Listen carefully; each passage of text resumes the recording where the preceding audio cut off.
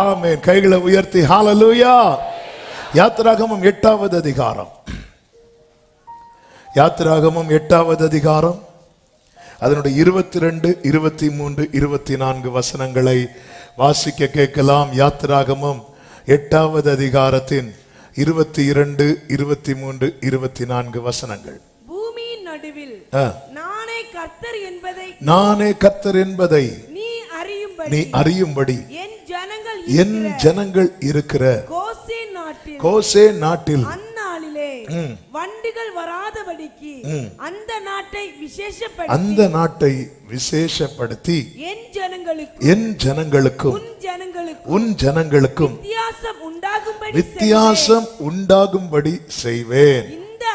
இந்த அடையாளம் நாளைக்கு உண்டாகும் என்று கர்த்தர் சொல்லுகிறார் என்று சொல் என்றார். அடுத்த வசனத்தின் முதல்ல 3 வார்த்தையை நான் வாசிக்கிறேன் பாருங்க. அப்படியே கர்த்தர் செய்தார். கைகளை உயர்த்தி சத்தமா ஆமென் சொல்லுங்க பார்க்கலாம். என் ஜனங்களுக்கும் உன் ஜனங்கள்னா யாரு? பார்வோன், எகிப்தியர். கர்த்தர் மோசேயை கொண்டு பேசுகிறார். நான் வித்தியாசத்தை உண்டு பண்ணும்படி செய்வேன். இந்த அடையாளம் நாளைக்கு உண்டாகும். நாளைக்கு என்ன அடையாளம் உண்டாகும்ல நான் பேச போறதில்லை. ஆனா சொல்லப்பட்ட ஒவ்வொரு வார்த்தையை நீங்க எப்படி பிலீவ் பண்ணி எடுக்கிறீங்களோ அப்படியே சம்பவிக்கும். போன வருஷத்துல ஒரு சாட்சியை அவங்களுக்கு சொன்னேன். அவங்களும் சாட்சி கூட்டத்தில் வந்து சொன்னாங்க. செப்டம்பர் மாதத்துல அவங்களுக்கு ஏறக்குறைய 30 லட்சம் கடன் இருந்துச்சு. பல ஆண்டுகளாய் தீர்க்க முடியாமல் இருந்துச்சு. செப்டம்பர் மாதத்துல ஆராதனை வேளையில நெகேமி 52 நாளைக்குள்ள அலங்கத்தை கட்டி முடித்தான் என்ற வார்த்தை வந்தபோது அவங்களுக்கு இந்த 52ங்கிற வேர்டு ரேமாவாக வந்தது. உடனே பிடிச்சிட்டாங்க. பிடிச்சு அதை வச்சு ஜோமன் ஆண்டவர் 52 நாள் கரெக்டா அண்டில் இருந்து 52வது நாளில 30 லட்ச கடத்தை தீர்க்கும்படிக்கு கர்த்தர் கிருபை செய்தார். நான் எதுக்கு இதை சொல்றேன் தெரியுமா? வேர்ட் பை வேர்ட்ல எவ்ரி வேர்ட்ல எனக்கான ரேமா இருக்கு அப்படின்னு பார்க்கிறவர்கள் அதை நிச்சயமாய் சுதந்தரிப்பார்கள். எனவே நான் வசனத்தை எடுத்து உங்களுக்கு முன்பாக வைத்துக் கொண்டே இருப்பேன். நீங்க அதை எப்படி பிலீவ் பண்ணி அக்செப்ட் பண்றீங்களோ அது உங்க வாழ்க்கையில நிறைவேறுவதை நீங்கள் காண்பீர்கள். இஸ்ரவேல் எகிப்திலே இருக்கிறார்கள். எகிப்திலே கர்த்தர் வாதைகளை அனுப்ப ஆரம்பிக்கிறார். நமக்கு தெரியும். முதலாவது தண்ணீர் இரத்தமாய் மாறுகிறது. அதன் பிறகு ஒவ்வொரு பிரச்சனையாய் வருகிறது. இந்த சம்பவத்துக்கு முன்பாக நடந்த வாதைகள் வரைக்கும் தண்ணீராகட்டும், தண்ணீர் இரத்தமாய் மாறினது, தவளை, பேன்கள், இதுல பாதிக்கப்பட்டது எகிப்தியர் மட்டுமல்ல, இஸ்ரவேலரும். எகிப்தில கர்த்தர் அனுப்பின வாதைகள்ல இந்த முதல் பகுதியில் இஸ்ரவேலரும் பாதிக்கப்பட்டார்கள். காமனா இப்ப கொரோனா வந்துச்சு, யாரெல்லாம் பாதிக்கப்பட்டாங்க? எல்லாரும். அதே போலதான். ஆனால் ஒரு கட்டம் வரைக்கும் தான் கர்த்தர் அப்படி விட்டார். அதன் பிறகு கர்த்தர் என்ன செய்கிறார் என்றால் வித்தியாசப்படுத்த ஆரம்பிக்கிறார். பிரியமான கர்த்தருடைய பிள்ளைகளே, நீங்க கர்த்தருடையவர்கள், நீங்கள் அவருடையவர்கள். அவருக்கென்று உங்களை அர்ப்பணித்து அவரை ஏற்றுக்கொண்டு அவருக்காய் நிற்கிறவர்கள். ஆனால் பாருங்க, காமன் பிரச்சனை, எல்லாருக்கும் இருக்கிற பிரச்சனை போலதான் உங்களுக்கும் தொடர்ந்து கொண்டு இருக்கிறது. நீ ஆண்டவரை ஏற்றுக்கொள்வதற்கு முன்னாடி என்ன பிரச்சனை இருந்துச்சோ அதே பிரச்சனை தான். இப்படிதான் போயிட்டே இருக்கு. ஆனா இப்படி கடைசி வர போக கர்த்தர் விட மாட்டார். ஒரு இடத்துல கர்த்தர் நிற்க வைத்து என் ஜனங்களுக்கும் உன் ஜனங்களுக்கும் வித்தியாசம் உண்டு பண்ணும்படி செய்வேன் என்று இதை நம்புறவங்க மட்டும் கைகளை தட்டி ஒரு இடத்துல கர்த்தர் ஒரு பெரிய சேஞ்ச் கொடுக்க போறார். அது வரைக்கும் காமனா எல்லாரும், எகிப்தியருக்கும் இஸ்ரவேலருக்கும் வித்தியாசமே இல்லாம எல்லாருக்கும் தண்ணீர் எப்படிதான் மாறுச்சு அப்படின்னா ரத்தமா தான் மாறுச்சு. வித்தியாசமே இல்லை. அவன் தெய்வத்தை கும்பிடுறான், இவன் ஜீவனுள்ள தேவனை கும்பிடுறான். அவன் வீட்டுல என்ன பிரச்சனையோ அதே பிரச்சனை தான் இவன் வீட்டுல. அவங்க வீட்டு பைப்பை திறந்தாலும் பிளட் வருது, இவங்க வீட்டு பைப்பை திறந்தாலும் பிளட் வருது. என்ன காஸ்பல் போய் அவங்கள்ட்ட சொல்ல முடியும்? என்ன சொல்லி ஜீவனுள்ள தேவன் நோக்கி கூப்பிடு, எங்க உன் பைப்பை ஓபன் பண்ணு, பிளட் போதும், நீயே கூப்பிடு. என்ன சொல்ல? ஒண்ணுமே இல்லை. இந்த பாதையில பயணிக்கிறவருக்கு நான் சொல்லும் வார்த்தை புரியும். நேற்று மாலை வேளையில ஆவியானவர் இந்த வார்த்தைகள் எல்லாம் உள்ள வச்சுட்டே இருக்கிறார், வைத்துக் கொண்டே இருக்கிறார். எனவேதான் சொன்னேன், இது சிலருக்கு எமர்ஜென்சியா கொடுக்கப்பட வேண்டிய வார்த்தை. ரேமா, இந்த ஃபைல கர்த்தர் மேல தூக்கி வச்சிருக்கிறார்.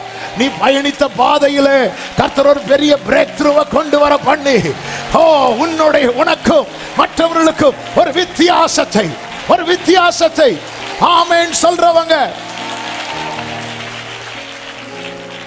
ஹalleluya. ஆண்டவர் சொல்லுகிறார், வித்தியாசம் உண்டாகும்படி செய்வேன். இந்த அடையாளம் நாளைக்கு உண்டாகும் என்று கர்த்தர் சொல்லுகிறார் என்று சொல் என்றார். அடுத்த வசனத்தில் சொல்லப்பட்டிருக்கிறது, கர்த்தர் அப்படியே செய்தார். ஆமே. நாம் செய்திக்குள்ளே போறதுக்கு முன்பதாக எத்தனை பேர் நம்புறீங்க கர்த்தர் அப்படியே எனக்கு செய்ய போகிறார்? கர்த்தர் அப்படியே உங்க வலது கரத்தை உயர்த்தி இந்த பைபிளை நெஞ்சோட சேர்த்து வச்சு அப்படியே ஒரு 2 நிமிஷம் ஜெபம் பண்ண ஆரம்பிங்க. நீங்க ஜெபத்தோடு இந்த வார்த்தையை கேட்கும்படி இயேசுவின் நாமத்தில் இப்பொழுது ப்ரே பண்ணுங்க. கர்த்தர் அப்படியே செய்வார். இது கர்த்தர் செய்கிறது. கர்த்தர் விசேஷப்படுத்தி வித்தியாசத்தை உண்டாக்க போகிறார். எப்படி வித்தியாசம் தெரியுமா? விசேஷப்படுத்தி என் ஜனங்கள் குடியிருக்கிற கோசே நாட்டை விசேஷப்படுத்தி வித்தியாசப்படுத்துவார். உன்னை விசேஷப்படுத்துகிறார். உன்னை விசேஷித்தவன் ஆக்குகிறவர் யார்? கர்த்தர் செய்வார். அப்படியே செய்தார். ஆண்டவர் சொல்லுகிறார், என் ஜனங்கள், ஆமென், 22வது வசனம், இருக்கிற கோசே நாட்டை, அந்த நாட்டை விசேஷப்படுத்தி, என் ஜனங்கள் இருக்கிற இடத்தை விசேஷப்படுத்தி.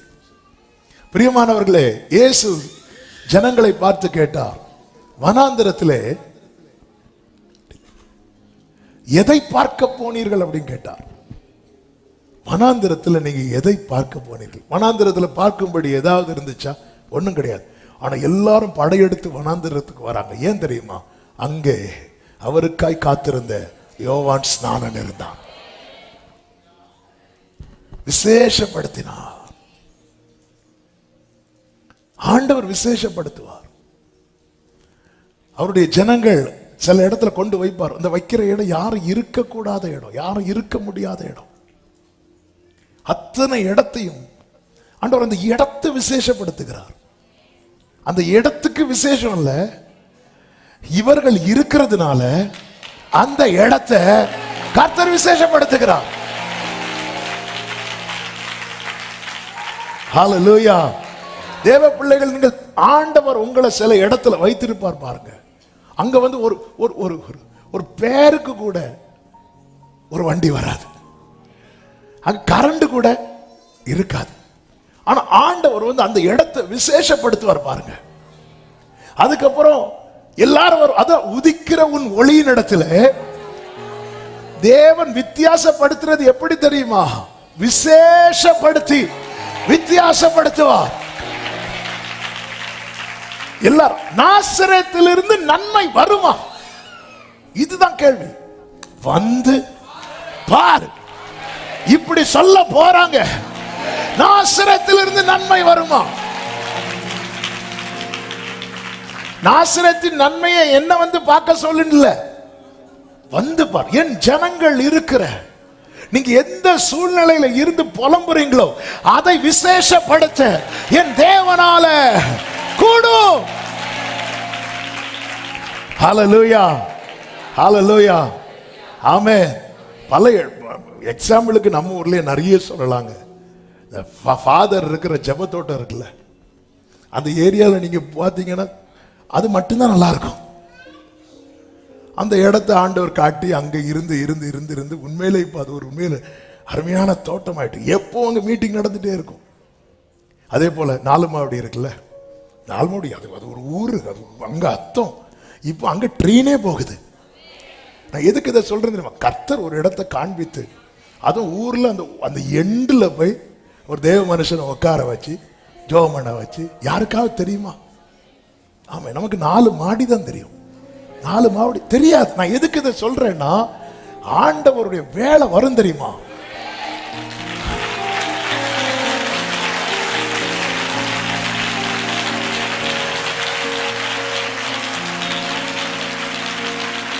நீ கன்னியாகுமரியில இருந்து அந்த போர்டு போட்டே பஸ் போகுது. ஹல்லேலூயா. நீ அதாவது வித்தியாசத்தை உண்டாக்க நீங்க எதுவும் பண்ணிராதீங்க, ரொம்ப வித்தியாசமாயிரும்.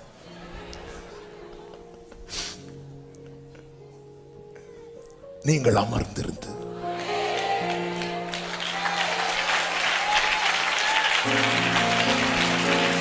ஷாலாமா காதாடா ராமா ஷேரேமா ம்ரோதனலாமா வர்ஷிப் பண்ணுங்க, வர்ஷிப் பண்ணுங்க, வர்ஷிப் பண்ணுங்க.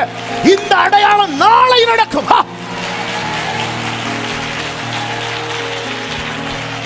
ஷேரேமா கலோரோ தோனோ ரிபாமா கராபா சனலாரா ஹண்டரேமா ம்ரோதனரா ஷேரேமா அபிஷேகம் பண்ற அந்நிய பாஷையில வர்ஷிப் பண்ணுங்க. இதுவரை நீ பயணித்ததல்ல, கர்த்தர் வித்தியாசப்படுத்த போகிறார். கர்த்தர் வித்தியாசப்படுத்த போகிறார். ஹல்லேலூயா. கர்த்தர் அப்படியே செய்வார். விசேஷப்படுத்தி விசேஷப்படுத்தி. ஹல்லேலூயா. நீர் இருக்க கவலை எனக்கில்லை, நீரெல்லாம்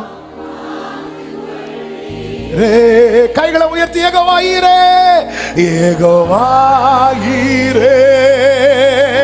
யெகோவாயீரே, யெகோவா யெகோவா. பிரியமானவர்களே, மத்தேயு 5:18 சொல்லப்பட்டிருக்கிறது, வானமும் பூமியும் ஒளிந்து போனாலும் நியாயப்பிரமாணத்தில் உள்ளதெல்லாம் நிறைவேறும் அளவும் அதில் ஒரு சிறு எழுத்தாகிலும் ஒரு எழுத்தின் உறுப்பாகிலும் ஒளிந்து போகாது என்று மெய்யாகவே உங்களுக்கு சொல்லுகிறேன். ஒரு சிறு எழுத்தாகிலும் அந்த எழுத்தில் இருக்கிற ஒரு உறுப்பு, அதாவது ஒரு வேர்டு இருக்குல்ல, வேர்டுல ரொம்ப சின்ன உறுப்பு எது? புள்ளி. அதனாலதான் அடிக்கடி சொல்லுவேன், அண்டியும் அவருடைய தீர்மானத்தின்படி அழைக்கப்பட்டவர்களாய் தேவனிடத்தில் அன்பு கூறுகிறவர்களுக்கு சா கா லா மூ மா போட்டு மேல ஒரு அது கூட நன்மையாக தான் இருக்கும். ஹல்லேலூயா. அதான் நான் செய்வேன் என்றார் கர்த்தர். அப்படியே அப்ப இதை செய்யறது யாரு? கர்த்தர். கர்த்தர். அதனாலதான் அப்பா பலிக்கான ஆட்டுக்குட்டி எங்க? கர்த்தர் பார்த்துக்கோ. இதை செய்யறது யாரு? கர்த்தர். ஒரு சிறு ஒரு உறுப்பாகிலும் எழுத்தாகிலும் அந்த எழுத்தின் உறுப்பாகிலும் ஒளிந்து போகாது. லூக்கா 16:17 சொல்லுகிறார், வேதத்தில் ஒரு எழுத்தின் உறுப்பு அவமாய் போவதை பார்க்கிலும் வானமும் பூமியும் ஒளிந்து போவது எளிதா இருக்குமா. வானமும் பூமியும் என்னைக்கு ஒரு நாள் கண்டிப்பா ஒளிந்து போக போகுது. ஆனா நம்மளால அது சாத்தியமா? சாத்தியமே கிடையாது. சாத்தானால் அது சாத்தியமாக்க முடியுமா? இந்த வானத்தை சாத்தானால ஒளிந்து போக பண்ண முடியுமா? முடியாது, முடியாது. ஆண்டவர் சொல்றாரு, இதெல்லாம் சாத்தியமே இல்லப்பா, இதெல்லாம் நிற்கும். மனுஷன் தான் ஒளிந்து போனான். ஆனா இந்த வேதத்தின் ஒரு எழுத்தின் உறுப்பு அது அவமாய் போவது, அது அது அது நடக்காம போவதை பார்க்கலும் இந்த வானமும் பூமியும் ஒளிந்து போவது எளிதா இருக்கும். இந்த பைபிள் எவ்வளவு ஆழமானது. அவருடைய வார்த்தைகள் ஒன்றும் தரையிலே விழாது. அவருடைய வார்த்தை எதிர்ப்பார் இல்லை. ஒரு கட்டம் வரைக்கும் எதுவுமே சொல்லல. எகிப்துல வாதை வரும்னா அந்த வாதையினால இவங்களும் பாதிக்கப்பட்டுட்டே இருக்கிறாங்க. ஆனா ஒரு டைம் வருது பாருங்க, இந்த ஜனங்கள் கேட்கவும் இல்லை எங்களுக்கு வித்தியாசத்தை உண்டு பண்ணும் என்று. ஆனால் அவருடைய ஜனத்துக்காக அவர் வைராக்கியம் கொள்வார் என்று பைபிள்ல சொல்லப்பட்டிருக்கிறது. சீயோனுக்காக வைராக்கியம் கொண்டேன், வைராக்கியம் கொண்டேன். அவரால் அதை தாங்க முடியாது. சீயோனுக்கு அந்த உணர்வு இல்லாமல் இருந்தாலும் அவரால் அதை தாங்க முடியாது. எனவேதான் சகரியா 1வது அதிகாரத்தில் கர்த்தர் சொல்லுகிறார். சகரியா புஸ்தகம் அதனுடைய 1வது அதிகாரம் 14வது வசனம்.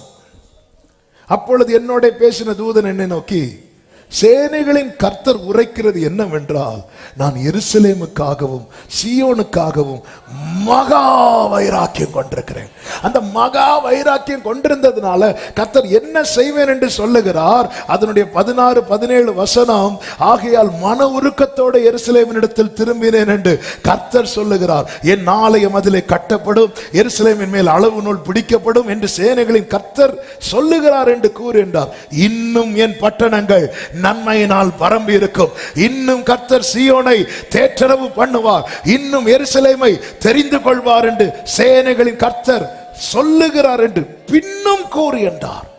இதெல்லாம் அவர் அந்த வைராக்கியம், என் பிள்ளை, என் சபை, என் ஜனம் அப்படிங்கிற வைராக்கியம்.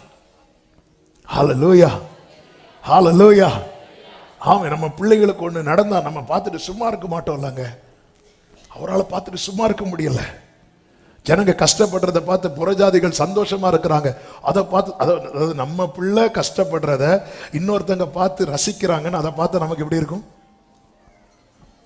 அப்படிதான் அவருக்கு வருது. நமக்கு தான் சூடு சோரணை இல்லை. ஆமே. அவருக்கு அவன் என்ன சொல்லுவான்? ஏதோ பெருசா மோசை கோலையும் தூக்கிட்டு நிக்கிறாரு.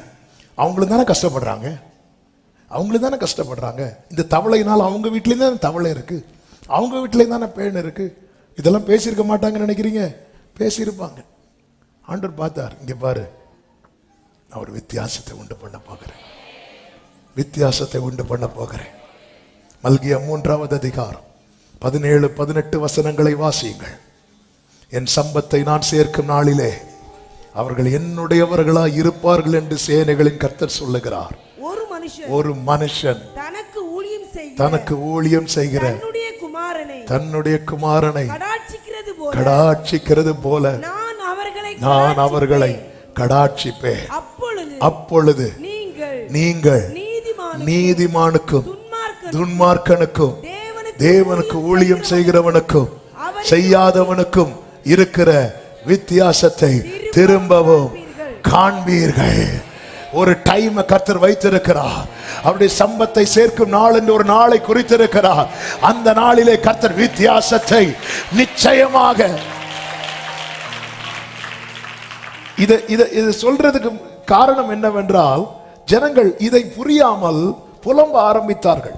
அதற்கு மேல வசனங்களை பார்த்தீங்கன்னா 13 முதல் பார்த்தீங்கன்னா, நீங்கள் எனக்கு விரோதமாய் பேசின பேச்சுக்கள் கடினமா இருக்கிறது. என்ன பேசுறாங்க? 14வது வசனம், தேவனை சேவிப்பது விருதா, அவருடைய கட்டளைகளை கை கொள்ளுகிறதுனாலும் சேனைகளின் கர்த்தருக்கு முன்பாய் துக்கித்து நடக்கிறதுனாலும் என்ன பிரயோஜனம்? இப்படி ஜெபம் பண்ணி என்ன பிரயோஜனம்? ஏன்னா இன்னும் நம்ம அந்த ஒரு சேஞ்ச் வரல. பாத்தீங்களா? வராததும் நமக்குள்ள இப்படிப்பட்ட புலம்பல் கண்டிப்பா வரும். அப்படி புலம்பாத யாருங்க உண்டு? யார் உண்டு? அடி எனக்கு என்ன தருவீர் என்று ஆபிரகாமே கேட்டானே. ஆண்டவர் சொல்லி இப்படிலாம் பேசாதப்ப எனக்கு கஷ்டமா இருக்குங்கிறார். அதான் சொல்லி ஜனங்களுடைய பேச்சு எனக்கு கடினமா இருக்கிறது அப்படிங்கிறார். எதுக்கு நாங்க வர்ஷிப் பண்ணி, எதுக்கு நாங்க ஆண்டவருக்கு ஜெபம் பண்ணி துக்கித்து நடந்தோம், எதுக்கு நாங்க ஃபாஸ்டிங் இருந்து, எதுக்கு நாங்க கட்டளைகளை கை கொண்டு? அடுத்த வசனத்துல, இப்பொழுதும் அகங்காரிகளை பாக்கியவான்கள் என்கிறோமே. இப்போதும் இப்போ அவங்க பாக்கியவான்கள் மாதிரிதான் இருக்கும். தீமை செய்யறவங்க திடப்படுகிறார்கள். அவர்கள் தேவனை பரீட்சை பார்த்து விடுவிக்கப்படுகிறார்கள். தேவன் எங்களை பரீட்சிக்கிறார், நாங்கள் அகப்பட்டிருக்கிறோம். அவர்கள் தேவனை பரீட்சிக்கிறார்கள். அவர்கள், ஆண்டவர் சொல்ல, வெயிட் பண்ணு, வெயிட் பண்ணு. இந்த வார்த்தையை நேற்று மெடிடேட் பண்ணும்போது ஆண்டவர் சிந்தையில போட்ட ஒரு வார்த்தை, இவ்வளவு நாள் வெயிட் பண்ணல, என்ன கொஞ்சம் பொறுத்துக்கும்.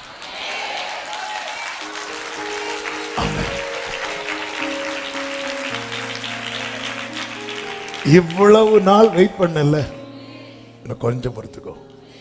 A day will come. அப்பொழுது நீதிமானுக்கும் துன்மார்க்கனுக்கும் கர்த்தருக்கு ஊழியம் செய்கிறவனுக்கும் ஊழியம் செய்யாதவனுக்கும் அவருடைய ஜனத்துக்கும் மற்றவர்களுக்கும் உள்ள வித்தியாசம் காண்பிக்கப்படும். கைகளை தட்டி ஆமென் சொல்லுங்க பார்க்கலாம். தேவனை ஆராதிக்கிறவர்களுக்கும் தேவன் அல்லாதவைகளை ஆராதிக்கிறவர்களுக்கும் தேவன் வித்தியாசத்தை காண்பிப்பேன் என்று சொல்லி இருக்கிறார். ஏசாயா 65, 13, 14 ஆதலால் கர்த்தராகி ஆண்டவர் சொல்லுகிறார், இதோ என் ஊழியக்காரர் புசிப்பார்கள், நீங்களோ பசியாயிருப்பீர்கள். இதோ என் ஊழியக்காரர் குடிப்பார்கள், நீங்களோ தாகமாயிருப்பீர்கள். இதோ என் ஊழியக்காரர் சந்தோஷப்படுவார்கள், நீங்களோ வெட்கப்படுவீர்கள். இதோ என் ஊழியக்காரர் மன மகிழ்ச்சியினால் கம்பீரிப்பார்கள், நீங்களோ மன நோவினால் அலறி ஆவியின் முறிவினாலே புலம்புவீர்கள். ஏன் இப்படி டிஃபரன்ஷியேட் பண்றார் தெரியுமா? இது அப்படியே மாறி இப்போ நடந்துட்டு இருக்கு. அதான் விஷயம். இதோ அப்படின்னா இதெல்லாம் மாத்த போறார். அதான் புலம்பலுக்கு பதிலாக முச்சடிக்கு பதிலாக, ஏன்னா இப்போ உள்ள சிச்சுவேஷன் இப்படி போயிட்டு இருக்கு. அதான் ஆண்டவர் கூப்பிட்டு சொல்றார். எனவேதான் தேவன் தருகிற வார்த்தையில என்ன இருக்கும் தெரியுமா? நாளை குறித்த நம்பிக்கை இருக்கும். ஹல்லேலூயா. நாளை குறித்த நம்பிக்கை தேவன் தருகிற வார்த்தையில் மட்டும்தான் இருக்கும். ஆண்டவர் சொல்றார், இங்க பாரு, இது நான் உனக்கு தந்த வார்த்தையில ஒரு ஒரு ஒரு உறுப்பு அவமாய் போவதை விட இந்த வானமும் பூமியும் ஒளிந்து போறது ரொம்ப லேஸ். ஹல்லேலூயா. மோசே கோவத்துல தூக்கி போட்டு கல்லை உடைச்சாரு. ஹல்லேலூயா. உடைச்சாரு, தூக்கி போட்டு உடைச்சாரு. ஆண்டவர் திரும்ப 2 கல்லை எடுத்துட்டு வானார். அந்த கல்லை என்ன எழுதினார் தெரியுமா? என்ன ஒரு வெளிப்பாடு! கர்த்தருடைய வார்த்தையை தான் எழுதுவார், சாத்தனுடைய வார்த்தையை எழுதுவார். ஏற்கனவே எழுதி கொடுத்தார்ல, உடைச்சான்ல, அதே வார்த்தை. அதன் அர்த்தம் என்ன? நீயே தூக்கி போட்டு உடைச்சாலும் இந்த வார்த்தை மாறாது.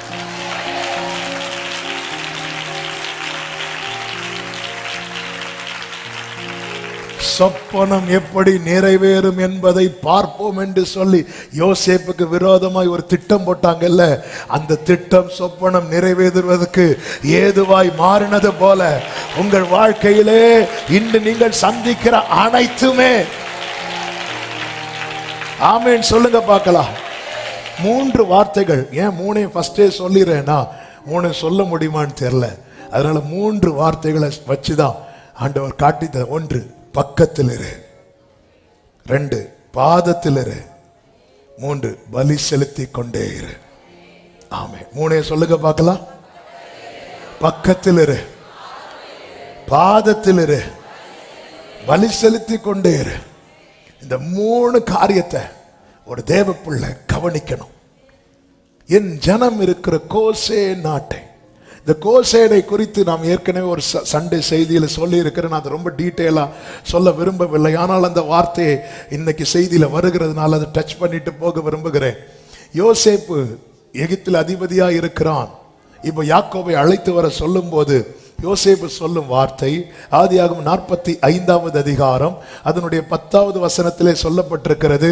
ஆதியாகமம் 45:10. நீரும் உம்முடைய பிள்ளைகளும் அவர்களுடைய பிள்ளைகளும் உம்முடைய ஆடு மாடுகளோடும் உமக்கு உண்டாயிருக்கிற யாவற்றோடும் கோசே நாட்டில் வாசம் பண்ணி என் சமீபத்தில் இருக்கலாம். கோசேன் என்றாலே டிரா நியர் என்ற அர்த்தம். பக்கத்தில் இரு, பக்கத்துல வா, பக்கத்தில் இரு.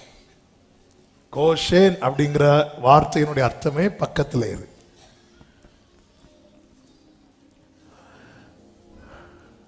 ஆண்டவர் சமூகத்துல. அப்போ இந்த நெருக்கம் வரும்போது, போராட்டம் வரும்போது, தூரம் போவது என்பது ரொம்ப எளிதில் நடக்கக்கூடியது. இயேசு கிறிஸ்து மேல சேவகர்கள் வந்து கை போட்டதும் சீஷர்கள் எல்லாம் எப்படி போனாங்க தெரியுமா? அப்படி சிதறி போயிட்டாங்க. அதனாலதான் பிலதெல்பியா சபைக்கு சொல்லுவார், உனக்கு கொஞ்சம் பலன் இருந்தும் நீ நாமத்தை மறுதலிக்கல பாத்தியா? என் ஜனம் இருக்கிற கோசே நாட்டு. அப்போ ஜனத்தை கர்த்தர் வச்சிருக்கிறார் பக்கத்துல. அதை விட்டு போயிடாதீங்க. தேவனை விட்டு விடுவதற்கு ஏதுவான காரியங்கள் தான் சுத்தி நடக்கும். ஆண்டவர் விட்டுறக்கூடாது. ஆண்டவரோடு நெருங்குவதற்கு எந்த புயல் அடிச்சாலும் ஆண்டவர்கிட்ட போகணும், ஆண்டவர்கிட்ட போகணும். பேதுரு பாருங்க, உண்மையில் ஆண்டவர் என்னையும் கடல் மேல நடக்க வைங்க. நீங்க நல்லா கவனிச்சீங்கன்னா தெரியும், நான் கடல்ல நடந்து உம்மிடத்தில் வர எனக்கு எதுக்கு பேதுரு கடல் மேல நடக்கணும்னு ஆசைப்பட்டாரு? இயேசு கிட்ட போனோம், அவ்வளவுதான். போட்ல எத்தனை பேர் இருக்கிறாங்க? பேதுருவையும் சேர்த்து 12 பேர். இப்ப இயேசு கிட்ட போகணும், ரைட்? போட்ல இருக்கிறதுல பேதுருக்கு ரொம்ப நெருக்கமானது யாரு? இன்னும் நெருக்கமா ஒரு ஆள் உண்டு, அந்திரேயா. அந்திரேயா யாரு? பிரதர். யோவான் யாரு? ஃப்ரெண்ட். இவங்க எங்க இருக்கிறாங்க? டைம் இல்ல, கொஞ்சம் குயிக்கா. போட் பக்கத்தில் பாக்குறீங்களா? இங்க எங்க இருக்கலாம், போட்ல இருக்கிறான். இப்ப பேதுரு யார்கிட்ட மட்டும் பெர்மிஷன் கேட்டார்? இயேசுட்ட மட்டும். அந்திரேட்ட, அந்திரேயா நான் போட்டுமா கேட்டாரா? யோவான்ட்ட கேட்டாரு, நான் போட்டுமா கேட்டா விட்டுருப்பாங்க? இல்ல. இயேசு கிட்ட போவதற்கு வேற ஒருத்தருடைய பெர்மிஷன் உனக்கு தேவை இல்ல. நான் போட்டுமா? ஆண்டவருக்கு இந்த வார்த்தையை சொல்லும் போது இன்னொரு வார்த்தையை சொல்ல, ஆண்டவருக்கு ஒரு ஸ்டெப் எடுத்து வைக்கிறதற்கு பரலோக பெர்மிஷன் இருந்தா மட்டும் போதும். வான் அவர் சொல்லிட்டார்ல, அதுக்கப்புறம் நான் இங்க போட்டுமா, நான் போட்டுமா, நான் போட்டுமா விட்டுருப்பாங்க, விட்டுருப்பாங்க. நம்மளே நிறைய பேர் விட மாட்டோம். ஆண்டவர் அதான் யார்கிட்ட கேட்கிறா பாருங்க, எனக்கு உங்க கிட்ட வரணும், அவ்வளவுதான். புயல் அடிக்குதுப்பா, புயல் அடிச்சா சேஃப். நான் போட்ல இருக்கிறதெல்லாம் நான் உங்க கிட்ட இருக்கிறது. இயேசு இல்லாத போட்ல இருக்கிறத விட இயேசுவோடு கூட இந்த கடல்ல நிற்பதுதான் எனக்கு சேஃப். ஆமென் சொல்லுங்க பார்க்கலாம். கிட்ட போனோம், போய் கேட்கல, நான் போட்டுமா, நான் போட்டுமா, நான் போட்டுமா, எல்லாம் எஸ்ன்னு சொல்லியிருப்பாங்க. பேதுரு ஒரே ஒருத்தர் நீரே ஆனால். பேதுரு பேதுரு யோ அந்திரேயா அவரு அவரு அவரா எவரு, நான் போட்டுமா போட்டுமா. சும்மா இரு பேதுருவே, ஏற்கனவே உங்க விசுவாசத்தை பார்த்தாச்சு. அவர் வந்த உடனே ஆண்டவரையும் கூட பார்த்தா ஆவேசம். நீ இரு, உனக்கு விசுவாசத்துக்கும் சம்பந்தமே. பேதுருக்கு என்ன பக்கத்துல போகணும், பக்கத்துல போகணும். என்னதான் சூனேமியாள், அவளை ராஜா விருந்து அவர் அறைக்குள்ள கூட்டிட்டு போகும்போது அவ துடிக்கிறா, என்னை இழுத்துக்கொள்ளும், என்னை இழுத்துக்கொள்ளும், நான் உமக்கு பின்ன ஓடி வருவேன். ராஜாவின் அரண்மனையில் அவள் இருப்பதை விட வனாந்திரத்தில் நேசர் மேல் சார்ந்து கொண்டிருப்பதை அவள் பெரிதாய் பார்த்தாள். பக்கத்திலே இரு, பக்கத்திலே இரு. ஆண்டவர் உங்களை எந்த நிலையில் வைத்திருக்கிறாரோ ஆண்டவர் பக்கத்துல, அதை மட்டும் உறுதிப்படுத்திக் கொள்ளுங்கள். இன்னும் இன்னும் இன்னும் கிட்ட கிட்ட சேர்த்து கொள்ளுமே பாடுபட்ட நாயகா. இன்னும் கிட்ட கிட்ட ஆமென் ஜீவன் தந்த ரட்சகர். மத்தேயு 14வது அதிகாரம் 28வது வசனம். பேதுரு அவரை நோக்கி, ஆண்டவரே நீரே ஆனால் நான் ஜலத்தின் மேல் நடந்து உம்மிடத்தில் வர கட்டளையிடும் என்றார். அதற்கு அவர் வா என்றார். அப்பொழுது பேதுரு படவை விட்டு இறங்கி யாரையும் திரும்பி கூட பார்க்கல, யாரையும் திரும்பி கூட. அந்திரேயாட்ட கேட்ட என்ன பண்ணும்? நம்ம எல்லாம் நிறைய கேட்டு கேட்டு அப்பா கிட்ட நெருங்காம இருக்கிறோம். பவுலுக்கு தேவன் தம்மை வெளிப்படுத்த சித்தமா இருந்த போது பவுல் மாம்சத்தோடும் இரத்தத்தோடும் யோசனை பண்ணாமல் என்று பைபிள்ல இருக்கு. கலாத்தியர் 1:16 எடுக்க வேண்டாம், அவர் எஸ் சொல்றார்ல, வா அப்படிங்கிற. நான் கடல் மேல் நடந்து உம்மிடத்தில் வர, எனக்கு உங்க பக்கத்துல வரணும். எனக்கு காற்று அடிக்கிறது கஷ்டமா இருக்கட்டும், எனக்கு உங்க கிட்ட இருக்கணும். ஆமாம், பிள்ளைங்க ரொம்ப சிக்கா ஃபீல் பண்ணும்போது அவங்க அம்மா கிட்ட அல்லது அவங்க அப்பா கிட்ட இருக்கணும்னு விரும்புவாங்கல்ல, அப்படி ஃபீல் பண்றார் பேதுரு. கர்த்தர் அவனை விசேஷப்படுத்தினார், கர்த்தர் அவனை மேன்மைப்படுத்தினார். விழுந்த போது தூக்கி அவர்கள் 32 இருக்கு, அவர்கள் படவில் ஏறின உடனே காற்று அமர்ந்தது. அவர் படகுல காற்று அமர்ந்தது பேதுரு ஏறினாலயா இயேசு ஏறினாலயா? ஆனா பைபிள்ல எப்படி எழுத வச்சாரு தெரியுமா? அவர்கள் படகில். அந்த அவர்கள் யாரெல்லாம்? இயேசுவும் பேதுருவும். இப்படிதான் ஒரு காட்டுல ஒரு தொங்கு பாலம் இருந்துச்சாம். அந்த தொங்கு பாலத்தில் வெயிட்டா யாராவது போனா அந்த பாலம் என்ன பண்ணும் தெரியுமா? ஆடும். ஒரு பக்கத்துல இருந்து இன்னொரு பக்கத்துக்கு ஒரு எலி அந்த பாலத்தோட போகுது. எலி போனா பாலம் ஆடுமா? ஆடாது. அது பாதி தூரம் பாதி தூரம் போனதுமே பாலம் ஆட ஆரம்பிச்சிட்டு, எலிக்கு பரவாயில்லையே, நம்ம வெயிட்டா இருக்கிறோமே, பாலம் ஆடுதுன்னு திரும்பி பார்த்தா பின்னாடி சிங்கம் வருது. இப்ப பாலம் ஆடுறது எதனால? சிங்கத்தினால. நேர எலி மறுபக்கம் வந்துட்டு சிங்கம் அது பாட்டுக்கு போச்சு. எலி சும்மா இருக்கும். எலி எல்லாரையும் கூப்பிட்டு, பாத்தீங்களா, நானும் சிங்கமும் போனதும் பாலம் எப்படி ஆடிச்சு பாத்தீங்களா? பாலம் ஆடுறது சிங்கத்தினால, ஆனா எல்லாரும் பார்த்துட்டு இருந்தது எலியும். அது போலதான் கர்த்தர் விசேஷப்படுத்தும் போது எப்படி தெரியுமா?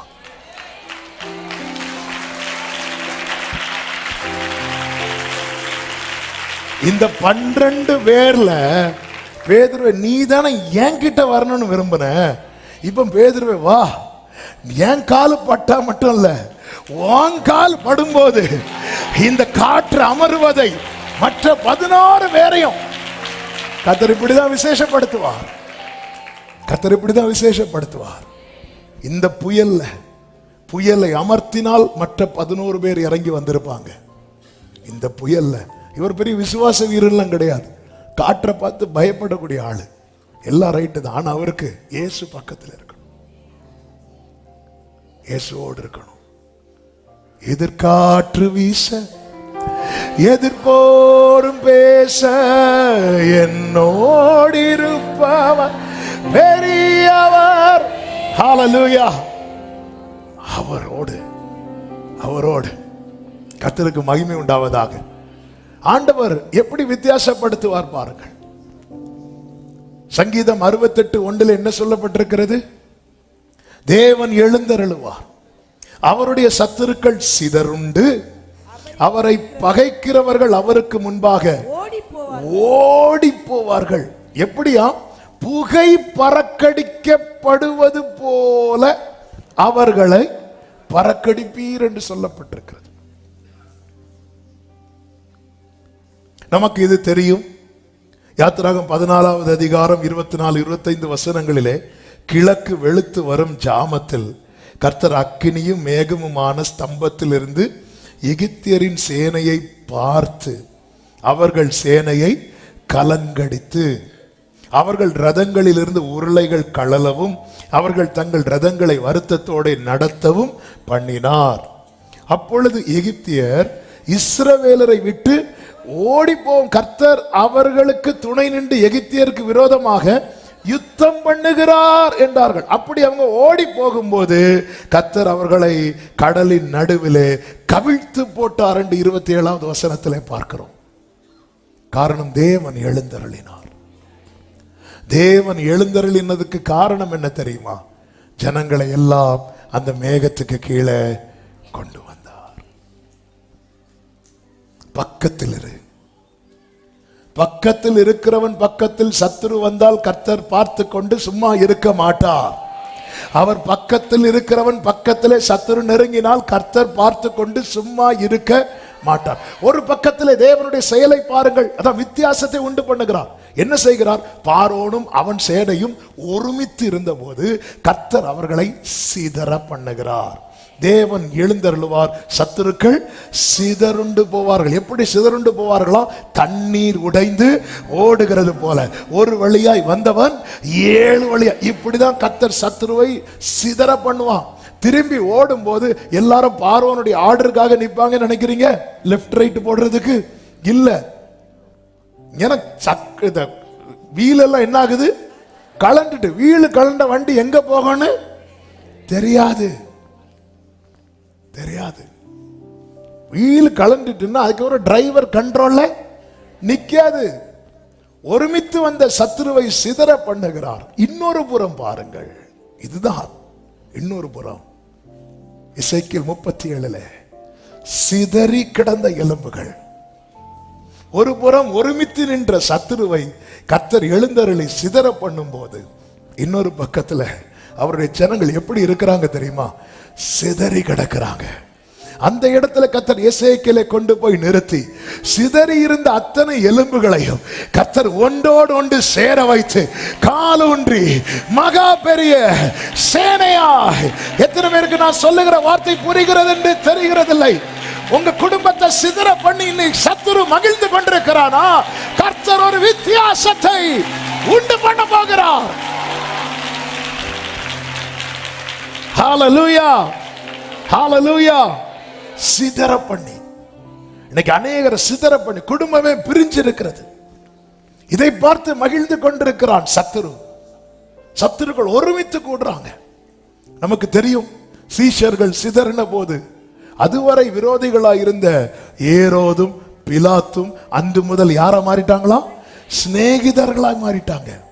சீஷர்கள் ஒன்றாய் இருக்கும் வரைக்கும் அவர்கள் ரெண்டு பேரும் பிரிந்து இருக்கிறாங்க. சீஷர்கள் சிதறினதும் இவர்கள் ஒன்னாயிட்டாங்க. இன்னைக்கு சத்துருவின் கோட்டை பலப்படுவதற்கு காரணம் என்ன தெரியுமா? சேர்ந்திருக்க வேண்டியவர்கள் பிரிந்திருப்பது. குடும்பம் பிரிந்திருந்தால் சத்துருவின் கோட்டை பலப்படும். பிள்ளைங்க பிரிந்திருந்தால் சத்துருவின் கோட்டை பலப்படும். இன்னைக்கு புருஷன் ஒரு வழி, மனைவி ஒரு வழி, பிள்ளைங்க 4 பிள்ளைங்கன்னா 4 வழியில இப்படி இருக்கும் வரைக்கும் சத்துருவுக்கு அது கொண்டாட்டம். சத்துருவின் கோட்டை பலப்படும். கர்த்தர் இந்த நாளிலே இப்படி பிரிவு, இப்படி சிதறி இருக்கிறோம்பா. நாங்க கடந்த நாளில் ஒரு சகோதரர் ஒரு குறிப்பிட்ட ஊர்ல இருந்து வந்தார். கடன் நிமித்தம் அவங்க மனைவி ஒரு பக்கத்தில் இருக்கிறாங்க, இவர் இன்னொரு பக்கத்தில் இருக்கிறார். பிள்ளைங்க 2 பேர் 2 ஏரியாவில் இருக்கிறாங்க. 4 பேருக்கும் சேர முடியல. கண்ணீரோடு வந்து கதறிட்டு அழுதுட்டு போனார். இப்படி எத்தனை பேர் குடும்பத்தை எத்தனை காரியங்களை வைத்து சத்துரு சிதற பண்ணி இருக்கிறான் தெரியுமா? சிதற பண்ணிவிட்டு அவன் ஒன்றாயிருந்து ரசித்துக் கொண்டிருக்கிறான். கர்த்தர் இந்த நாளிலே உண்டு பண்ணுகிற வித்தியாசம் என்ன தெரியுமா? அவனை சிதற பண்ணி நம்புறவங்க மட்டும்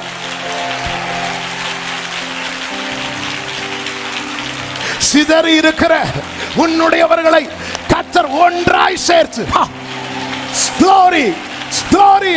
கர்த்தர் அந்த காற்றை அனுப்புகிறார். கர்த்தர் அந்த காற்றை அனுப்புகிறார். எசேக்கியேல் பார்த்து கொண்டிருக்கையில் நடந்தது போல இந்த நாளிலே கர்த்தர் இந்த வித்தியாசத்தை, ஆமென் சொல்லுங்க பார்க்கலாம்.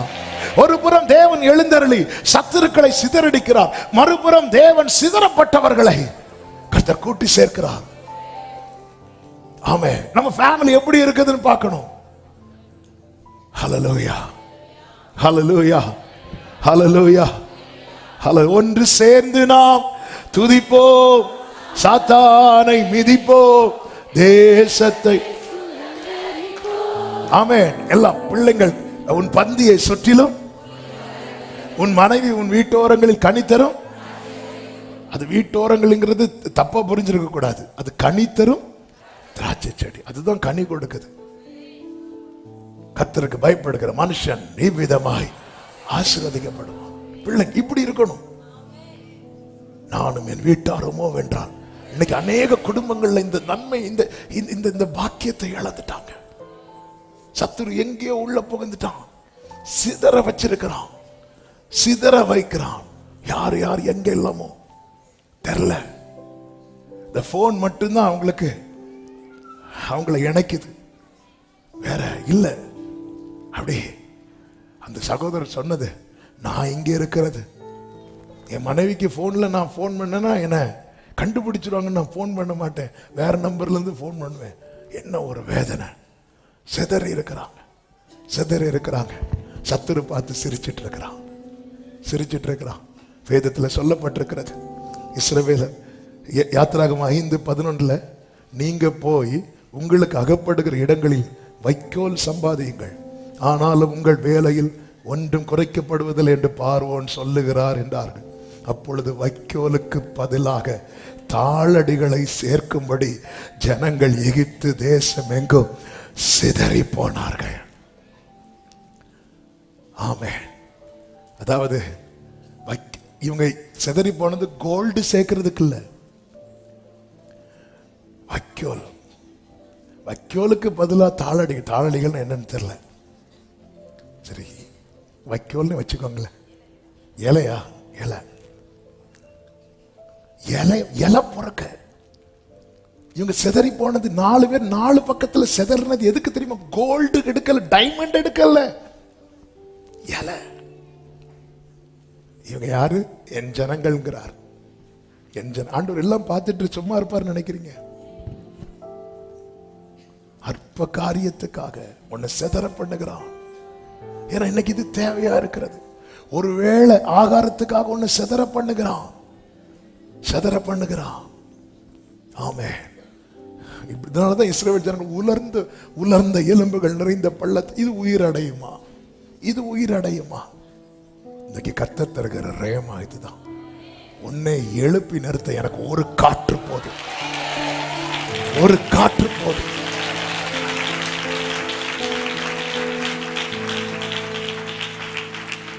உன்னை இந்த நிலைமைக்கு ஆளாக்குன பார்வோனை அவன் சேனையும் கர்த்தர் எழுந்தருளி அவனை சிதற பண்ணுவான். ஆனால் இதே கர்த்தர் என்ன செய்கிறார் தெரியுமா?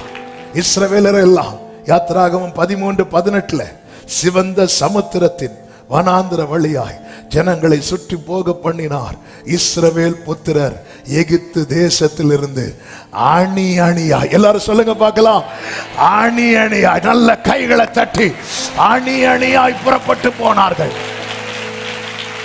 இலைக்காக ஆடு மாடுக்கு இலை கொடுக்கணும். இலை கொடுத்தாதான் அது பால் கொடுக்கும், அது வேலை செய்யும். அதுக்காக இலை பொறுக்கிறதுக்காக, விறகு பொறுக்கிறதுக்காக சிதறி போனாங்க. இன்னைக்கு ஒரே மாதிரி இருக்காதுங்க. 2 அப்பம் சுடுறதுக்கு காட்டுல போய் விறகு எடுக்க போனா, ஆமென், கொஞ்சம் மாவு கொஞ்சம் எண்ணெய். கர்த்தர் ஒரு வித்தியாசத்தை உண்டு பண்ணினார். கர்த்தர் வித்தியாசத்தை உண்டு பண்ணது என்ன? பஞ்ச காலத்தை மாற்றினாரா? காலத்தை மாற்றல, ஆனா இவன் வீட்டுக்குள்ள ஒரு வித்தியாசத்தை உண்டு பண்ணினார். ஹல்லேலூயா. வித்தியாசம். அந்த பஞ்சகாலம் முழுவதும் மாவு குறையல, எண்ணெய் குறையல. பஞ்சகாலம் முழுவதும் மாவு எண்ணெய் குறையாதுன்னா அவளுடைய ஜெபம் எதுவா இருந்திருக்கும்? ஆண்டவர், இந்த பஞ்சகாலம் மட்டும் முடிஞ்சிடவே கூடாது. பஞ்சகாலம் முடிகிறது வரைக்கும் கேரண்டி மாவுக்கும் எண்ணெய்க்கும். பஞ்சகாலம் முடிஞ்சதும் மாவு எண்ணெய், அதுக்கப்புறம் நீ பார்த்துக்கோ, அதான் அர்த்தம். அப்ப அவ ஜெபம் எதுவா இருந்திருக்கும்? எந்த காலத்தை நீங்க ஃபேஸ் பண்ண தயங்குனீங்களோ அந்த காலத்துக்காக ஸ்தோத்திரம் பண்ணுவீங்கன்னு சொல்ல வரேன். ஹல்லேலூயா, ஆமென் சொல்லுங்க பார்க்கலாம். உபாகம் 30 கர்த்தர் மோசேயை கொண்டு ஜனங்களுக்கு சொல்லுகிறார். 1, 2, 3 நானே வாசிக்கிறேன். நான் உனக்கு முன்பாக வைத்த ஆசீர்வாதமும் சாபமும் ஆகிய இந்த காரியங்கள் எல்லாம் உண்மையில் வரும்போது, நீ உன் தேவனாகிய கர்த்தரால் துரத்தி விடப்பட்டு எல்லா ஜாதிகளிடத்திலும் போயிருக்கும் போது, நீ உன் இருதயத்தில் சிந்தனை செய்து உன் தேவனாகிய கர்த்தரிடத்துக்கு திரும்பி, அதுதான் சொன்னேன், பக்கத்தில் வா, பக்கத்தில் இரு. இன்று நான் உனக்கு கற்பிக்கிறபடியெல்லாம் நீ உன் பிள்ளைகள் உங்கள் முழு இருதயத்தோடு உங்கள் முழு ஆத்மாவோடு அவருடைய சத்தத்துக்கு செவி கொடுத்தால், அடுத்த ஆண்டவர் சொல்லுகிற வார்த்தை கேளுங்கள். உன் தேவனாகிய கர்த்தர் உன் சிறையிருப்பை திருப்பி உனக்கு இறங்கி, உன் தேவனாகிய கர்த்தர் உன்னை சிதற அடித்த எல்லா ஜனங்களிடத்திலும் இருக்கிற உன்னை திரும்ப சேர்த்துக் கொள்வார். அடுத்த வார்த்தை, உன்னுடையவர்கள். அது புருஷனோ மனைவியோ பிள்ளைகளோ சகோதரனோ சகோதரியோ, உன்னுடையவர்கள் வானத்தின் கடையான திசை மட்டும் துரத்துண்டிருந்தாலும் உன் தேவனாகிய கர்த்தர் அங்கே இருக்கிற உன்னை கூட்டி அங்கே இருந்து உன்னை கொண்டு வந்து உன் பிதாக்கள் சுதந்தரித்திருந்த தேசத்தை நீ சுதந்தரிக்கும்படிக்கு உன் தேவனாகிய கர்த்தர் அதில் உன்னை சேர்த்து உனக்கு நன்மை செய்து உன் பிதாக்களை பார்க்கிலும் உன்னை பெருக பண்ணுவார். கைகளை உயர்த்தி பக்கத்தில் இரு, பக்கத்தில் இரு. சத்துரு இந்த அளவுக்கு விளையாட காரணம் என்ன தெரியுமா? நீ கேப் உண்டாக்கிட்ட. நீ பக்கத்தில் இரு, கர்த்தர் அந்த வித்தியாசத்தை உண்டு பண்ணுவார். ஒரு புறம் சத்துருக்களை சிதறடிக்கிறார், இன்னொரு புறம் சிதற கிடக்கிற எலும்புகள் எல்லாம் ஒன்றோடு ஒன்று சேர பண்ணி நான் பார்த்து கொண்டிருக்கேன். நீங்க இதை இப்போவே நீங்க புருஷ மனைவி பிள்ளைங்க எல்லாரும் சேர்ந்து இருந்து சாப்பிட்ட நாட்கள் சிலருக்கெல்லாம் வருஷம் ஆச்சு இல்ல? சில சூழ்நிலையினால முடியல. சேர்ந்திருந்து ஒரே இடத்துல இருந்து சூழ்நிலை நிமித்தம் நீங்க அதை பார்க்க ஆரம்பிங்க. சூழ்நிலை தானே இப்படி 4 பேர் 4 பக்கத்துல பிரிச்சு வச்சிருக்கு. என்னதான் நம்மளை சால்வ் பண்ணிட்டு இருந்தாலும் சில வலிதானங்க. சேர்ந்திருந்து சிலரெல்லாம் தெரியும். நான் ஃபர்ஸ்ட் டைம் சிங்கப்பூர் போயிட்டு வரும்போது திருச்சி வழியா அந்த ஃப்ளைட்டு சென்னை போகுது. அப்போ திருச்சியில் இருக்கும்போது என் கூட ஒருத்தர் டிராவல் பண்ணார். அப்போ அவர் சொல்கிறார் என்கிட்ட ஒரு வார்த்தை. அப்போ நானும் அதில் நானும் திருச்சியில் இருந்து சேம் ஃப்ளைட்னால அதிலே இருக்கிறோம். அடுத்து திருச்சியிலேருந்து ஏறுறவங்க ஏறுறதுக்காக வெயிட்டிங். நாங்கள் அதே ஃப்ளைட்டில் இருக்கும்போது அவர் சொல்கிறார், பிரதர் நீங்கள் எங்கே பேசிகிட்டு இருக்கும்போது அப்போ அவர் சொன்னார், நீங்கள் சிங்கப்பூரில் வேலை பார்த்துட்டு ஊருக்கு போகிறீங்களா? அப்போ அவர் என்கிட்ட சொன்ன வார்த்தை, இது நான் சொல்கிறது 2007 நடந்தது. அப்போ அவர் சொன்ன வார்த்தை, பிரதர் நான் 7 வருஷம் கழித்து ஊருக்கு வரேன் அப்படின்னார். டாயெல்லாம் வாங்கிட்டு வர்றார். அதாவது குழந்தை பிள்ளை வளர்ந்துருக்கும், பொம்மை இதெல்லாம் வாங்கிட்டு வர்றார். 7 வருஷம் கழிச்சு ஊருக்கு வரேன் அப்படின்னார். 7 வருஷம் எனக்கு அப்படிப்பட்ட ரொம்ப கஷ்டப்பட்டு சேர்த்து வச்சு தான் இப்போ ஊருக்கு ஃபேமிலியை பார்க்க வரேன் அப்படின்னாரு. இப்படி எத்தனை பேர் தெரியுமா 3 வருஷம் கழிச்சு வருவாங்க, 2 வருஷம் கழிச்சு வருவாங்க. லீவ் விடுவோம், திடீர்னு ஒரு எமர்ஜென்சி ஒரு 5 நாள் லீவ் கிடைக்கும். இவங்க ஊருக்கு வர முடியாது. ஏன்னா டிக்கெட் ஃபேர்லாம் பார்த்தா ஹெவியா இருக்கும். சேர்ந்து இருக்கிற, அதாவது எப்பவுமே சேர்ந்திருக்க முடியாது. ஒரு கட்டத்தில் எல்லாரும் அவங்கவுங்க வேலையை பார்த்துருப்போம். ஆனால் சேர்ந்திருக்க கிடைக்கக்கூடிய தருணத்தில் கூட சேர்ந்திருக்க முடியாத ஒரு வரும் தெரியுமா, அதான் பெயின். ஆண்டவர் எல்லாம் பார்க்கிறார். இந்த எலும்புகள் உயிரடையுமா? ஆண்டவர் அது உங்களுக்கு தான் தெரியும். இனி நாங்க குடும்பமா சேர்ந்திருந்து மகிழ முடியுமா? உங்களுக்கு தான் தெரியும். ஆண்டவர் சொல்ல, நீ என் பக்கத்துல இரு, நாளைக்கு இந்த அடையாளம் நடக்கும். நான் உன்னை விசேஷப்படுத்தி நான் வித்தியாசப்படுத்துவேன். நீ பக்கத்துல இரு. அடிக்கிற காற்றை பார்த்து ஆவேசம் என்று அப்புறமாய் போய்விடாதே. நீ ஆவேசம்னு சொல்லி போயிடாத. ஆமே, நீ பக்கத்துல வா, நீ பக்கத்துல வா. நேரம் போறதுனால 2வது பாதத்தில் இரு.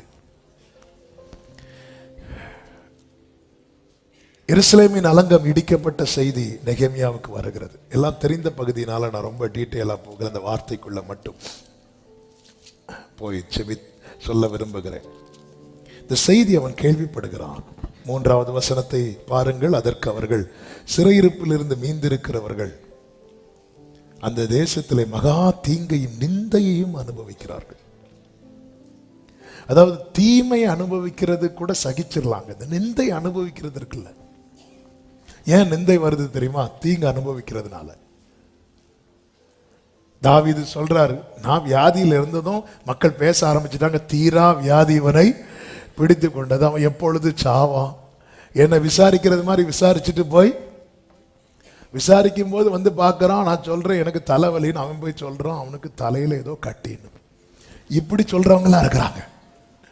அதான் என்னை விசாரிக்கிறவன் வெளியே போய் துர்ச்செய்தியை. அதனாலேயே நிறைய பேர் வந்து ஹாஸ்பிட்டல்ல இருந்தா வெளியே சொல்ல மாட்டோம். சொல்லுவாங்க, பாஸ்டர் நாங்கள் இந்த ஹாஸ்பிட்டல் இருக்கோம், பாஸ்டர் பேரு சொல்லாம ஜெபம் பண்ணுங்க. ஏன்னா பேரு சொன்னா அவங்களே ஹாஸ்பிட்டல் பேரு, ரூமு, அவங்களே ஆப்ரேஷனுக்கு டைமும் செட் பண்ணிடுவாங்க. போனது அவங்க இன்னொரு பேஷண்ட்டை பார்க்கறதுக்காக இருக்கும். பிரதர் உங்களுக்கு என்னாச்சு அப்படிதான் கேட்பாங்க.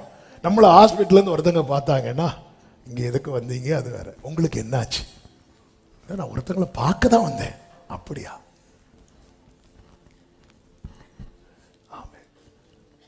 நேரம் நிந்தை தீங்கு.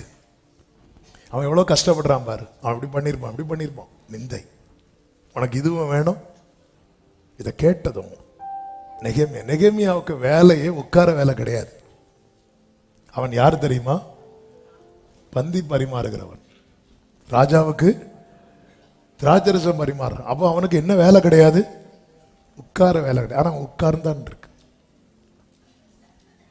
3வது வசனத்தில் 4வது வசனத்துல இந்த வார்த்தைகளை கேட்டபோது நான் உட்கார்ந்து, அவ்வளவுதான். இல்லை என்னாலலாம் உட்கார முடியாதுன்னு விட்டுரு. நிந்தையும் தீங்கும் உன் வாழ்க்கையில தொடர நீ இடம் கொடுக்கிறேன்னு அர்த்தம். ஆனா உட்கார்ந்துரு. இல்லை நான் பார்க்கிற வேலை அப்படிப்பட்ட வேலை, என்ன வேலை இருந்தான்னு அந்த நிந்தை உன் காதில் இந்த செய்தி வருது, நீ எல்லாம் உத்தரவாதம் எடுக்க வேண்டும். பிரியமானவர்களே, நாம் எடுக்கிற உத்தரவாதத்தினாலே நாம் இருக்கிற இடம் விசேஷப்பட போகிறது. ஆமா, நமக்கு தெரியாது கர்த்தர் என்னை ஆண்டவர் இப்படி வச்சிருக்கிறீங்க. பல நேரத்தில் நம்ம இப்படிதான் கேட்போம், என்னை ஆண்டவர் இந்த பாதையில் நடத்துறீங்க. புரியாது நமக்கு. ஆனா உட்கார்ந்து சில நாளாய் துக்கித்து உபவாசித்து மன்றாடி, உட்கார்ந்து அழுது துக்கித்து தேவ சமூகத்தில் ஆண்டவர் சொன்னார், உங்களுக்காக உங்கள் பிள்ளைகளுக்காக அழுங்கள். எங்க அழணும்? ஏன்னா இவங்க இயேசுவுக்கு முன்னாடி இருந்து இயேசுவுக்காக அழுதுட்டு இருக்கிறாங்க. அப்பதான் சொன்னாங்க, நீ நிக்கிற இடம் சரியான இடம், அழுறது கரெக்டானதான். ஆனா நீ யாருக்காக அழுற? உங்களுக்காக. உங்க பிள்ளை, உன் கண்ணீர் அர்த்தம் உள்ளதாகட்டும். உன் கண்ணீர் அர்த்தம் உள்ள உட்கார்ந்து அழுது ஆண்டவரை நோக்கி ஜெபிக்கிறான். பக்கத்திலே இரு, விலகிறாத, பாதத்தில் இரு. சமூகத்தில் இருந்து சில காரியங்களுக்காக உபவாசிக்க ஆண்டவர் ஏவினா உபவாசிச்சிடணும். ஜெபிக்க ஏவினா உட்கார்ந்துடணும். எந்த வேலையா இருந்தாலும் மாட்டி வைத்து நம்ம சாக்கு போக்கு சொல்லி எனக்கெல்லாம் ஜெபிக்க முடியல. இல்ல, சில காரியம், ஏன்னா அலங்கம் இடிஞ்சாச்சு. அலங்கம் இடிஞ்சதுனால நிந்த எது உள்ள வரக்கூடாதோ எல்லாமே உள்ள வந்துட்டு. அதாவது நம்ம சில காரியம் எது நடக்கக்கூடாது நினைக்கிறோமோ அது நடக்கும் போது இருக்கிற வலி இருக்கு தெரியுமா? அதுதான் யோபு சொல்லுகிறார், நான் பயந்த காரியம் எனக்கு, நான் எது அவர் வந்து சகோதரர்கள் எல்லாம் விருந்து உண்ணும் போது இவர் பலி செலுத்துவார். ஏன்னா பிள்ளைங்க தப்பு பண்ணிடக்கூடாது, பிள்ளைங்க என்ஜாய் பண்ணிட்டு இருக்கும்போது அதுல எதுவும் தப்பா நடந்துடக்கூடாது அப்படின்னு சொல்லி பலி செலுத்துறவர் தான் யார் தெரியுமா? யோபு. பிள்ளைங்கள்லாம் இன்னைக்கு ஏதோ ட்ரீட்டுக்கு போறாங்க, எல்லாரும் இங்க கூடுறாங்க அங்க கூடுறாங்க, அதுக்குள்ள ஏதாவது அவங்களுக்குள்ள தப்பு எதுவும் வந்துடக்கூடாது அப்படின்னு சொல்லி அட்வான்ஸா பலி செலுத்துற ஆளுதான் யாரு தெரியுமா? அவ்வளோ பயம் இருந்துச்சு, பிள்ளைங்களுக்கு எதுவும் ஆயிடக்கூடாது. திடீர்னு செய்தி வரதும் போய் உக்காந்துட்டார் சாம்பல்ல. சொல்றேன், நான் பயந்த காரியம் எனக்கு நேரிட்டது அப்படின்னு. இந்த நேரத்துல தான் அவர் தேவ பிள்ளை அவர் சமூகத்தில் அமர பழகணும். சில நாட்கள் சில காரியங்களுக்காக உடனே ஜெபித்தா பதில் வராது. தானியேலு கூட பாருங்க, 9வது அதிகாரத்துல எடுக்க வேண்டாம், ஜெபிக்கும் போதே பதில் வருது. 10வது அதிகாரத்துல ஜெபித்து 21வது நாள் தான் என்ன வருது? பதில் வருது. மோசே கூட பாருங்க, சிவந்த சமுத்திரத்துக்கு நேராக கை நீட்டினதும் கடல் ஓபன் ஆகுது. ஆனா அமலேக்கியரோடு யுத்தம் பண்ணும்போது கையை ரொம்ப நேரம் உயர்த்தி வச்சுட்டே இருக்கிறாரு. சில காரியங்களுக்கு தேவன் அப்படித்தான் செட் பண்ணி வைத்திருப்பார். காரணம், வான மண்டலத்திலே நடக்கிற போராட்டங்கள், யுத்தங்கள், இதெல்லாம் நமக்கு தெரியாது. அதுதான் தானியேல்கிட்ட சொன்னார், நீ மனதை செலுத்தின நாள் முதலே உன் வேண்டுதல் கேட்கப்பட்டது. அந்த பெர்ஷிய அதிபதி என்னோட 21 நாள் போராடினான் அப்படின்ட்டு வழி மறிக்கிறான். அப்ப அந்த இடத்துல ஆண்டவரோட யுத்தம் வந்து, அதாவது ஒரு தூதனை வந்து பதிலுக்காக அனுப்பும் போது அந்த தூதன் பதில் மட்டும் தான் கொடுக்கணும், யுத்தம் பண்ணக்கூடாது. இது ஆண்டவருடைய நியமம். அதனாலதான் மீகாவேல் வர்றதுக்காக வெயிட் பண்ணிட்டு இருந்தான். தானியேலுக்கு பதில் கொண்டு வந்த தூதன், அவனால போராடுற சத்ருவை அடிக்க முடியும். ஆனால் தூதர்களுக்கு டியூட்டி என்ன அப்படின்னா, அவங்களா எதுவுமே செய்யக்கூடாது. அவங்களா எதுவும் சொன்னதை செய்யணும், இறக்கப்பட்டு மாத்தி அதெல்லாம் கூடாது. எனவேதான் தாவீது ஒரு தப்பு பண்ணுவார்.